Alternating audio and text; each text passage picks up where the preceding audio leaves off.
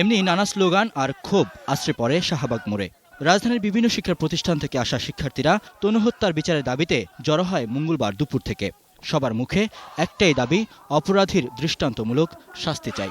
এমন দৃষ্টান্তমূলক শাস্তি চাই যাতে দ্বিতীয়বার কোনো নরপশু এরকম জঘন্য কাজ করার সাহস না পায়। আমরা বিচার চাই, বিচার চাইতে আসছি, বিচার করতে হবে। এ সময় শাহবাগের আশপাশের গোটা এলাকায় সব ধরনের যান চলাচল বন্ধ হয়ে যায়, দেখা দেয় তীব্র যানজট। এতে কিছুটা ভোগান্তি হলেও সাধারণ মানুষও চান তনু হত্যার বিচার।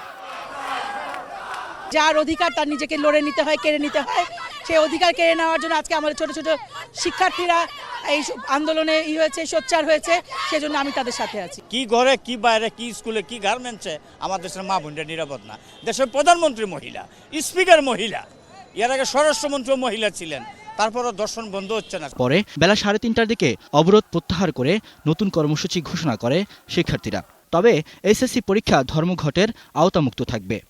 এইচএসসি পরীক্ষা এই ধর্মঘটের আওতামুক্ত এবং বিকেল 4টায় 3 তারিখ বিকেল 4টায় আমাদের ছাত্র সমাবেশ টিএসসিতে রাজু ভাস্কর্যের পাদদেশে। সকলকে থাকার জন্য, উপস্থিত থাকার জন্য আমন্ত্রণ জানাচ্ছি, আহ্বান জানাচ্ছি। শিক্ষার্থীদের এই কর্মসূচি শান্তিপূর্ণ ছিল জানিয়েছে পুলিশ। আমরা তাদেরকে অনুরোধ করেছি যে যেহেতু এখানে বঙ্গবন্ধু মেডিকেল বিশ্ববিদ্যালয় আছে, বারডেম আছে, ঢাকা মেডিকেল কলেজ আছে, ইন্টারসেকশন বন্ধ না করে তাদের আন্দোলন চালিয়ে যাক।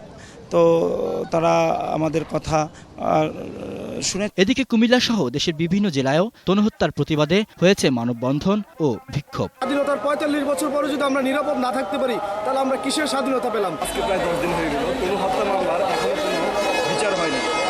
গেল 20 মার্চ কুমিল্লা ভিক্টোরিয়া কলেজের ছাত্রী সোহাগী জাহান তনুকে ধর্ষণের পর হত্যার অভিযোগ উঠেছে।